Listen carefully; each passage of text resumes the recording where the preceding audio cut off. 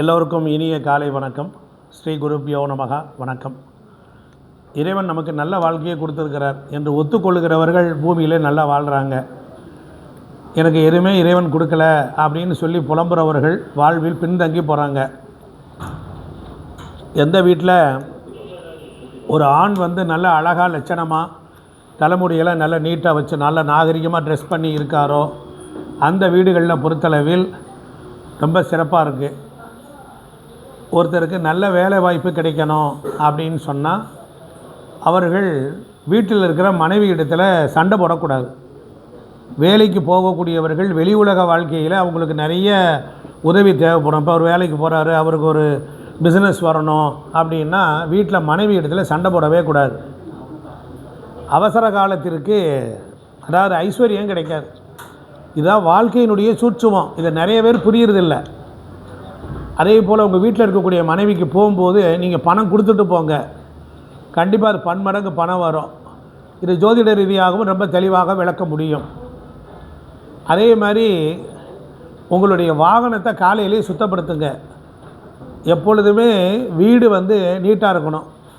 அது வண்டியாக இருக்கட்டும், ஒரு டூ வீலராக இருக்கும், அது துடைக்க கூட மாட்டோம், தூசியாக இருக்கும், அப்படியே ஏறி வண்டியை போவோம், பெட்ரோல் மாத்திரம் போடுவோம். அப்போ ஒரு வீடு வாழ்பவரின் அடையாளத்தை சொல்லும். வண்டி வாகனங்கள் எப்போவுமே எதெல்லாம் சுகமாக இருக்கீங்களோ அந்த சுகத்துக்கு நன்றி சொல்லுங்கள். ஒன்றும் வேண்டாம், நைட் ஆனால் படுக்கைக்கு போக போகிறீங்க, ஒரு பெட்டுக்கு போக போகிறீங்க, பெட்டுக்கு போகும்போது பெட்டை தொட்டு கும்பிட்டுட்டு போய் ஏறி படுங்களே. சில பேர் பெட்லேயே காலத்துக்கு போட்டு உட்காந்துருப்பான். அந்த காலத்தில் பெட்டில் குதிக்கக்கூடாதுன்னே சொல்லுவாங்க. குழந்தைகளை பார்த்துருப்பீங்க, தையை தக்கான்னு குதிக்கக்கூடாது, எப்படியோ தெரியாது அப்படின்வாங்க. அப்போ காரணம் படுக்கைக்கு ரொம்ப சுகம், அதுக்கு தான் அயன சயன போகம்னு சொன்னாங்க. படுக்கறை விரிப்புகள் எப்போவுமே நாற்றம் இல்லாமல் பார்த்துக்கணும். எந்த ஜன்னல் திறந்தே இருக்குதோ, பிரதான ஒரு வீட்டினுடைய பிரதான ஜன்னல் திறந்திருந்தால் சூரியன் என்கிற அந்த பகவான் நமக்கு ஆக்டிவேட் ஆவார். ஜோதிடத்தை விட்டுருங்க, கட்டத்தை விட்டுருங்க. அது இல்லாமல் ஜன்னல்கள் என்பது சூரியன். ஜன்னல்கள் சூரியனை குறிக்கும். ஜன்னல்களை துடைக்கணும். அந்த காலத்தில் வியாழக்கிழமையானால் வீடு வாசல்லாம் கழுவி பெருக்கி சுத்தமாக துடைச்சி எல்லாம் நீட்டாக ஃப்ரெஷ்ஷாக வச்சுருப்பாங்க. வீட்டுக்குள்ளே போனால் ஒரு ஃப்ரெஷ்ஷாக இருக்கும். எங்கே பார்த்தாலும் தூசி இருந்துச்சு அப்படின்னா அது சனியினுடைய ஆதிக்கம். ஒரு வீட்டுக்குள்ளே போனால் அந்த வீடு இருட்டடிச்சு இருக்கக்கூடாது, வெளிச்சமாக இருக்கணும். அளவுக்கு மீறிய வெளிச்சமாக ஆபத்து. அப்போது நார்மலான வெளிச்சம் இருக்கணும். ஒரு வீட்டுக்குள்ளார எல்லா ஜன்னல்களையும் திறந்து புழங்கணும். காற்று வரணும். பழையதெல்லாம் கழியணும், புதியதெல்லாம் புகணும். அது போகிக்கு மாத்திரம் சொன்னதில்லை. வீட்டில் ஜன்னல்கள்லாம் திறக்கணும். வீட்டிற்கு எந்த அறையிலையும் தேவையில்லாத குப்பையான பொருள்களை போட்டு வைக்கக்கூடாது. ஒரு வருடத்துக்குள்ளார ஒரு பொருளை நம்ம வீட்டில் யூஸ் பண்ணல அப்படின்னா அந்த பொருளை நீங்கள் வெளியில் யாருக்காவது கொடுத்துடலாம். நல்லா புரிஞ்சுக்கணும். அதே போல் அடுப்படி எடுத்துக்கிட்டீங்க அப்படின்னா அடுப்படி தான் ஒரு ஆண்மகனுக்கு செல்வத்தை, வேலைவாய்ப்பை, உழைப்பை கொடுக்கக்கூடிய இடம். அது கொள்ள பேருக்கு தெரியாது. அடுப்படியில் உட்காந்து நீங்கள் சாமி கும்பிட்டு பாருங்கள், சூப்பராக இருக்கும். அடுப்படி தான் சனீஸ்வர பகவான் இருக்கிற இடம், அடுப்படி தான் சுக்கிர பகவான் இருக்கிற இடம், பணம் வர்ற இடம். அப்போ நீங்கள் அடுப்படியில் என்ன பண்ணலான்னா அளவான இருட்டு இருக்கணும், அளவான வெளிச்சமும் இருக்கணும். அதனால் அடுப்படியை பொறுத்தளவில் கோணல் மானலாக சமைக்கக்கூடாது. சமைச்ச உணவை அங்கேயே நின்றுக்கிட்டு சாப்பிடக்கூடாது. ஒரு வீட்டில் ஹால் இருக்குது அப்படின்னா அதில் ஒரு பூஜை அறை, ஒரு பிரார்த்தனையை வச்சுக்கிட்டீங்கன்னா நல்லது. வாரத்துக்கு ஒரு முறை நீங்கள் பிரார்த்தனை பண்ணணும். குடும்பத்தோடு உட்காந்து சாப்பிடணும். ஞாயிற்றுக்கிழமை அன்றைக்கி குடும்பத்தோடு எல்லோரும் உட்கார்ந்து ஒரு பிரார்த்தனை வைக்கலாம், சாப்பிடலாம், பேசலாம். எந்த வீட்டில் வரவு செலவு கணக்கு கரெக்டாக எழுதி புழங்குறீங்களோ அந்த வீட்டில் வேலை வரும், வருமானம் வரும், சிக்கன நடவடிக்கை வரும். இப்போ நான் இருக்கேன், ஒரு குழந்தைக்கு நான் போய் ஒரு 500 ரூபா கொடுத்துட்டு போகிறேன். அடுத்த 2 நாள் பார்த்தீங்கன்னா அந்த குழந்தை அந்த 500 ரூபாயை பார்த்தா கேட்டால் எங்கடினா இல்லைன்னு ஆன்லைனில் ஆர்டர் போட்டு சாப்பிட்ருவோம். அன்றைக்கி சிறு சேமிப்புன்னு இருந்தது. அன்றைக்கி உண்டியல்னு ஒன்று இருந்தது. அந்த உண்டியலில் பணம் சேர்க்குற பண்பாடு இருந்தது. ஆனால் இன்றைக்கி அந்த பழக்கம் நம்மக்கிட்டே இல்லை. அப்போ அதே மாதிரி நமக்கு எந்த வீட்டில் வெத்தலை பாக்குக்கு குறைவில்லாமல் இருக்கணும். எங்கேயாவது வெளியில் போகிறோம், ஒரு நல்ல செயல் நடக்கணும் அப்படின்னா வெத்தலையும் பாக்கும் நல்லா வாங்கி வச்சுக்கணும், மஞ்சக்கிழங்கெல்லாம் எடுத்துக்கணும். இப்போ நமக்கு வேலை பார்க்குற இடத்துல ஒரு பிரச்சனை வந்துக்கிட்டே இருக்குது. தொடர்ந்து ஏதாவது வேலை பார்க்குற இடத்துல அந்த ஆள் நோயின்னு கிடக்கிறான் அப்படின்னா ஒன்றும் வேண்டாம். எல்லோரும் இணையிற இடம் எதுனா துலாம் ராசி. துலாம் ராசி தான் கல்யாண வீடு, துலாம் ராசி தான் திருமண மண்டபம். துலாம் ராசியில் தான் எல்லா கிரகங்களும் சமநிலையில் இருக்கும். அதனால தான் தெராசை கொடுத்துருக்குறாங்க. நீதி, நேர்மை, நியாயம், தர்மம், ஒழுக்கம் எல்லாம் கொடுத்துருக்காங்க. துலா ராசி ஆசீர்வாதம் உள்ள ராசி. Correct, okay. இப்போ என்ன சொல்ல போகிறீங்க? அரிசி மஞ்சள் கலந்த அரிசி கொஞ்சம் நெய் விட்டு பிணைஞ்சிருக்குது, அதை அச்சதையை போட்டால் எல்லோரையும் ஆசீர்வாதம் கிடைக்கும். அப்போ ஆசீர்வாதமும் இணக்கமும் இணைந்து இருக்கக்கூடிய ஒரு விஷயத்துக்கு, ஏன்னா துலாமுக்கு 9ஆம் இடம் மிதுனம், துலாமுக்கு 9 பாக்கியம் இடம் 9ஆம் இடம் மிதுனம். அப்போ புதன் என்கிற கிரகம் நம்மளோட வளைஞ்சு நிலைஞ்சு இணைஞ்சு போகும். அந்த ஃப்ளெக்சிபிலிட்டி புதன் என்கிற கிரகத்துக்கும் உண்டு. சுக்கிரன்னா என்ன தெரியுமா? அனுசரணைன்னு அர்த்தம். சுக்கிரன் எங்கே ஆக்டிவேட்டுவார்? சுக்கிரனுடைய மூல திரிகோண வீடு எதுன்னா துலாம். அப்போ சுக்கிரன்னா அனுசரணைன்னு அர்த்தம். இதபதமாக சுகபோகமாக இருக்கிறதுக்கு யார்? உச்ச வீட்டை விட துலாம் வீடு அவருக்கு தான் இருக்கும். அங்கே பார்த்தீங்கன்னா நீங்கள் இந்த மஞ்சள் கலந்த அச்சதை, ஒரு பிரச்சனை, ஒரு வேலையில் ஒருத்தர் பிரச்சனை இருக்கார், ஒரு மஞ்சள் கலந்த அச்சதை எடுத்து ஒரு பேப்பரில் மடிச்சுட்டு நீங்கள் போங்க. இந்த அச்சதினுடைய டென்சிட்டி, இந்த வைப்ரேஷன் ஆனது அங்கே போனோடனே மேலதிகாரோட இணைஞ்சிக்கும். ஒரு டப்பாவில் அழகாக மங்கள அச்சதை வச்சுருங்க. பெரிய பெரிய மகான்கள்லாம் பாருங்கள், மங்கள அச்சதை குங்குமத்தினால அர்ச்சனைகள்லாம் வச்சுருப்பாங்க. ஏன்னா அது அவங்க ஆசீர்வாதம் பண்ணுறதுக்காக வச்சுருப்பாங்க. அப்போ ஆசீர்வாதம், இணக்கம், அனுசரணை, வாழ்வியல் சூழல், இது போன்ற நல்ல செயல்கள் நடப்பதற்கு மூலப்பொருள் என்ன அப்படின்னா மங்கள அச்சதைன்னு அர்த்தம். நீங்கள் எங்கே வேணாலும் போங்க, ஒரு இடத்துல போனால் எனக்கு இடக்கு முடக்கா பண்ணுறேன், பேசுகிறதே சரியில்லை, மஞ்சள் கலந்து அச்சதை எடுத்துகிட்டு போங்க, பிரமாதமாக வேலை செய்யும். ஆமாம், உலகத்திலேயே நமக்கு பித்ருக்கள் நம்மளுடைய அப்பா அம்மா இறந்தவர்கள், அவங்க வீட்டில் தங்கிறதுக்குன்னு ஒரு இடம் வச்சுருப்பாங்க. அது இப்போ இல்லை. நம்ம எல்லாத்தையும் முதல்ல திண்ணையை தின்னுபிட்டோம். அப்புறம் மாடாக்குழி இருந்துச்சு, அந்த மாடாக்குழியும் இப்போ வைக்கிறது இல்லை. அப்புறம் வெண்டிலேட்டர் இருந்துச்சு, அதையும் வைக்கிறது இல்லை. அப்போ வீட்டுக்கு பக்கத்தில் பார்த்தீங்கன்னா 2 மாடாக்குழி வச்சுருப்பாங்க. கொல்லப்புறத்துலேயே மாடாக்குழி வச்சுருப்பாங்க. ஒவ்வொரு அறையிலையும் ஒரு மாடாக்குழி வச்சுருப்பாங்க. நல்லா கவனித்து பாருங்கள்.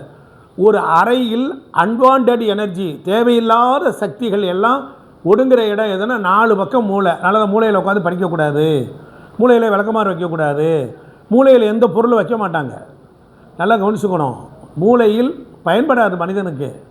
அதனால் என்ன பண்ணணும் அப்படின்னு கேட்டால், அந்த விளக்கமாறு, செருப்பு இதெல்லாம் மூளையில் போடக்கூடாது. குப்பையை கூட்டி மூளையில் தள்ளாதடி அப்படின்னு அம்மா சொல்லுவா. அப்போ நம்ம என்ன பண்ணணும்? வீடு பளிச்சுன்னு வச்சுக்கணும். அந்த மூளைகள் எல்லாம் இருண்டு கிடக்கும், அதெல்லாம் டஸ்ட் அங்கே இருக்கும். அதனால் ஒரு வீடுகளில் பொறுத்தளவில் மாடாக்குழியில் விளக்கேற்றணும். வீட்டினுடைய ஹாலில் ஒரு மாடாக்குழி வச்சுருப்பாங்க, அதில் ஒரு விளக்கேற்றுவாங்க. இப்படி ஏற்றும் பொழுது வீட்டிற்குடைய தெய்வங்கள்னு ஒன்று இருக்குது, வீட்டு தெய்வம்னு ஒன்று இருக்குது, அப்புறம் குல தெய்வம்னு ஒன்று இருக்குது, நல்ல கவனிக்க பித்ருக்கள்னு இருக்காங்க. தலைவாசப்படி எந்த வீட்டில் நல்ல அழகாக லட்சணமாக இருக்கோ அந்த வீட்டில் எல்லா வருமானமும் நல்லபடியாக வரும். அதே போல் வீடுகளில் இந்த கிழங்கு வகைகள்லாம் வச்சுருக்கணும். பூமிக்கு அடியில் இருக்கிறது எல்லாம் சனியினுடைய ஆதிக்கம். சனியினுடைய நட்சத்திரம் தான் உத்திரட்டாதி. சனியினுடைய நட்சத்திரம் தான் உத்திரட்டாதி. அதான் காமதேனு வருது. அப்போ காமதேனு குரு தான் அந்த வீட்டில் இருக்கிறார். குரு தான் பெரும் பணத்துக்கு அதிபதி. அவர் போய் எங்கே இருக்கிறாரு? அவர் எங்கே இருக்கார்? கால புருஷத்துக்கு 4ஆம் இடம் கடகத்தில் போய் உச்சமடைகிறார். உச்சமடைகிற வீடு சந்திரன் வீடு. சந்திரன் தான் வீட்டுக்கு அதிபதி. அப்போ சந்திரன் போய் அவர் எங்கே உச்சமடைகிறாரு அப்படின்னா, அவர் ரிஷபத்தில் இருக்கிறார். அப்போ ஆட்டோமேட்டிக்காக என்னாகும்? இந்த ரகசியம் என்னன்னா, குபேரனுடைய நட்சத்திரம் உத்திரட்டாதியாக இருந்தாலும் குருவாக இருந்தாலும் சந்திரன் வீட்டில் உச்சமடைகிறார். அப்போ குருவை விட சந்திரன் உயர்ந்தவன். சந்திரன் எங்கே உச்சமடைகிறார்? சுக்கிரன் வீட்டில் உச்சமடைகிறார். அவரை விட சுக்கிரன் உயர்ந்தவர். அதனால் குரு சுக்கிரன் இல்லாமல் வாழ மாட்டார். ஆனால் சுக்கிரனுக்கு குரு இல்லாமல் வாழக்கூடிய அமைப்பு உண்டு. இதெல்லாம் காலபுருஷத்துக்குள்ளறைய இந்த செல்வம் எங்கே இருக்குன்னு தெரியுது. அதனால் வீட்டில் பூமிக்கடியில் விளைந்த கிழங்கு வகைகள்லாம் வீட்டில் வச்சுருப்பாங்க, காய போட்டிருப்பாங்க. அப்போ கிழங்கு இருக்க என்ன ஆகும்? வீட்டில் ஐஸ்வர்யம் பெருகிக்கிட்டே இருக்கும். அதே போல் வாரத்துக்கு ஒரு முறை நமக்கு கீரை வகைகள் நிறைய வீடுகளில் இந்த கருவேப்பிலை செடியெல்லாம் வளர்ப்பாங்க. கருவேப்பிலை செடி வளர்க்கக்கூடாது.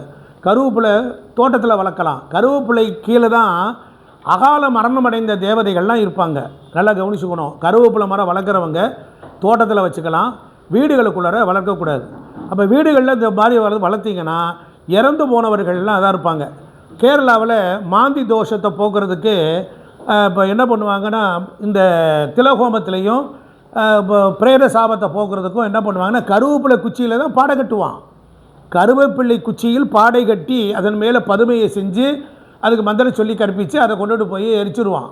அதனால் தெற்கு பக்கமும் கேரளா பகுதிகளையும் கருவேப்பிள்ளைகளை வந்து பொது ஸ்தாபனத்தில் தான் வளர்ப்பாங்க. ஸோ அது ஒன்று நீங்கள் இதை மைண்டில் ஏற்றிக்கணும். ஒன்று, கருவேப்பிலையை வீட்டில் வச்சுக்கக்கூடாது. அதே மாதிரி புடலங்கா பந்தல் இருக்குது பாருங்கள். புடலங்கா பந்தலுக்கு கீழே தான் பித்திருக்கள் வந்து இலைப்பாரிக்கிட்டு இருப்பாங்க. அதனால தான் புடலங்கா வந்து பித்திருக்களுடைய மூலிகைன்னு பேர். நல்லா கவனிச்சுக்கணும். அப்போ நீங்கள் இந்த மாதிரி பித்திருக்கள் நாட்கள் எல்லாம் அதுக்குரிய மூலிகைகளை வாங்கி வளர்க்கணும். நிறைய வீடுகளில் அந்த பிரண்டையை வச்சு வளர்த்துட்டே இருக்கான். எந்த வீட்டில் கேது பகவானை நீங்கள் ஆக்டிவேட் பண்ணுறீங்களா, மூலிகைக்கெல்லாம் தாவரங்களுக்கெல்லாம் அதிபதி கேது பகவான் தான். அது தயவுசெய்து நீங்கள் அவாய்ட் பண்ணுங்கள். புரியுதுங்களா? இல்லைனா மொட்டை மாடியில் சிறு தோட்டமாக வச்சுக்கோங்க. பிரண்டை செடி வச்சா நல்லது அப்படின்னா அதெல்லாம் கடையில் பர்ச்சேஸ் பண்ணுங்கள், வாங்குங்க. எல்லாமே உங்கள் வீட்டு கடையிலே வச்சுக்கிட்டே இருக்கீங்க. அது ஏதாவது ஒரு நோயை கொடுத்துக்கிட்டே இருக்கும். நமக்கு தெரிஞ்சதை விட தெரியாத விஷயங்கள், ஏதோ ஒரு துர்தேவதைகள் அங்கே வந்து தங்கி இருக்கும். நமக்கு தெரியாது. இது வைக்கலான்னு ஒருத்தன் சொல்கிறான், இது வைக்கக்கூடாதுன்னு ஒருத்தர் சொல்கிறார். இந்த போட்டிக்கு மத்தியில் நம்ம வாழ்க்கையை ஏதோ ஒரு கேள்விக்குறியாயிடுமா இல்லையா? அதே போல் அதனால் வீட்டு வாசலில் காலையில் வாசலில் தண்ணி தெளித்து கோலம் போட்டதுக்கப்புறம் விளக்கேற்றுனதுக்கப்புறம் உங்கள் வீட்டு ஆம்பளை வெளியே போட்டோம் அவராக கதவை திறந்து பைக்கை இறக்கி ஷூ சாக்ஸை மாட்டிக்கிட்டு வாக்கிங் போகிறாரு. அப்போ எங்கள் பக்கம் திருநெல்வேலி பக்கம்லாம் காலையில் எழுந்த உடனே வாசலில் 2 டப்பா தண்ணியை தெளித்து விட்டுட்டு அதுக்கப்புறம் தான் அந்த ஆம்பளை வெளியே போகும். அதே போல் குளிக்காமல் கொள்ளாமல் இருக்கிறவன் அவன் நேராக வீட்டுக்குள்ளே வரக்கூடாது. நம்முடைய குலதெய்வம் இருக்கும், நிலையிலே தங்கி இருக்கும். குலதெய்வத்தினுடைய தோழி சுந்தரின்னு இருப்பாள். அதுக்கு பக்கத்தில் பாருங்கள், இந்த தண்ணி தெளிச்சாச்சுன்னா போயிடும். ராத்திரி நேரத்தில் யமப்படர்கள்லாம் அந்த வீதியில் நடந்து போயிருப்பான். அதனால் அந்த தண்ணியை தெளித்தா மாறிடும். நல்லா கவனிக்கணும். இறந்து போன பிரேதம் போய்கிட்டே இருக்குன்னு வச்சுக்கோங்க. நம்ம வீட்டு வாசலில் போகும்போது தண்ணியை கோரி ஊற்றிடுவான். நான் தண்ணியை கண்டா போயிடும். நல்லா கவனிக்கணும். பனிக்குடத்தில் உடைந்து அங்கே போய் சட்டிப்பானையில் கொண்டு உடைப்பார். சட்டிப்பானையை உடைப்பாங்க, தண்ணியை கொண்டு உடைப்பாங்க. தண்ணீரை கண்டா பேய் பிசாசுகள் அலறும். ஸோ இந்த லாஜிக்கெல்லாம் இருக்குது. நான் எதுக்கு சொல்ல வரேன், இந்த பிணம் போகும் பொழுது அதன் மேலே ஏறிக்கிட்டு சில துர்தேவதைகள் ஹான்னு அப்படியே கத்திக்கிட்டே போகுங்க. அப்படியே பார்க்க 2 பக்கம் பார்க்கும். தண்ணீரை இறைச்சி விட்டாச்சுன்னா வராது. இந்த ஒரு தெருவில் முச்சந்தி தேவதைன்னு ஒன்று இருக்கும். அந்த எந்த வீடு லட்சணமாக லட்சுமி கடாட்சம் இல்லாமல் நிலைவாசலுக்கு முன்னமும் இது உள்ளேயும் வெளியையும் நல்ல முறையில் மங்களகரமாக இருந்தால் அந்த வீடு கண்டிப்பாக என்னாகும், எந்த துர்தேவதையும் வராது. எவனோ ஒருத்தன் குளிக்காமல் வரானா அவன் தோளில் ஏறி வீட்டுக்குள்ளே வந்துடும். புரியுதுங்களா? அதனால் வந்த உடனே நம்ம வீட்டில் தண்ணியை கொடுத்த உடனே அது தண்ணியை குடித்த உடனே அது பிசுக்குன்னு ஓடி போயிடும். இதை பண்பாடு இருக்குது. வீட்டுக்கு உள்ளே வந்தவனுக்கு தண்ணி கொடுங்கிறத அவனை தவிச்சு போய் வந்திருக்கான், அவனை சூழல் மாற்றணும். அதே மாதிரி இப்படி பல நல்ல ரகசியமான விஷயங்கள்லாம் உண்டு. நிலவாசலில் நிலையை பிரதிஷ்டை பண்ணவுடனே அவங்க தச்சு கழிப்பாங்க. தச்சு கழிக்கும் போது அவங்க ஒரு வேலை செய்வாங்க. நாக பந்தனம் பண்ணுவாங்க. 8 நாகங்கள் இருக்குது. அதுதான் மோட்சத்துக்கு கொண்டு போகிறது. 8 நாகங்களில் வாசலில் நிலைப்படியில் பந்தனம் பண்ணி அங்கேயே காப்பாட்டம் போட்டு வச்சுருப்பாங்க. அதுக்கப்புறமேல் தான் அந்த நாகங்கள் வரவிடாது. அப்போ நாகத்தில் எவ்வளோ நன்மை இருக்குது பாருங்கள். நல்லா கவனிச்சிங்களா? இந்த நாகங்கள் சுவாதி என்கிற நட்சத்திரத்தினுடைய தேவதைகள்.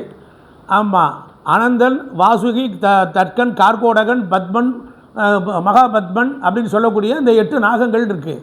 அதில் எவ்வளோ பெரிய கோயிலில் இருந்தாலும் காப்பு கட்ட போகும்போது இந்த 8 நாகத்தை 8 முடிச்சு போட்டு கையில் காப்பு கட்டி அப்புறம் பண்ணானா எந்த துர்தேவதையும் வீட்டுக்குள்ளே வராது. இதெல்லாம் ரகசியம் நிறைய இருக்குது. அதனால் நம்ம வீடுகளை வாடகை வீடோ சொந்த வீடோ எதுவாக இருந்தாலும் அதை புனிதமாக நாம் கருதணுமே. ஆனால் நம்முடைய வாழ்க்கை நிறையா இருக்கும். நம்ம முன்னோர்கள் சாத்திரம் பிந்தியது, அனுபவம் முந்தியது. பல அனுபவத்தின் வாயிலாக என்னுடைய குருமார்களிடத்தில் கற்று கேட்டுக்கொண்டதை, நான் படித்ததை, பிறருக்கு உபயோகித்ததை உங்களுக்கு தருவதிலே நான் சந்தோஷம் அடைகிறேன். மீண்டும் இன்னொரு அடுத்த வீடியோவில் சந்திப்போம். நன்றி, வணக்கம்.